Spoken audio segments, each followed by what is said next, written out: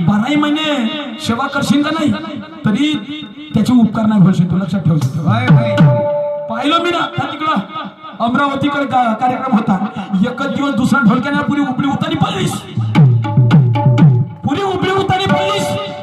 त्याला गाणं जरी खपत असेल तर त्या सुनील भाऊच्या ढोलकीवर. तू तरी कव्वाली खपत असेल तर त्या सुनील भाऊच्या ढोलकीवर. तुझी जर जे काही असेल ना तर सुनील भाऊची बदलत आहे. तुझी वावा नाही होत.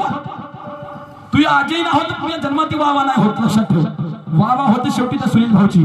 तो सुनील भाऊ आहे तोपर्यंत तू शायरी आहे. त्याची ढोलकी बंद होती का नाही तू शायरी बंद होते. लिहून घे मी काय म्हणतो लिहून घ्यायच. समजलं का.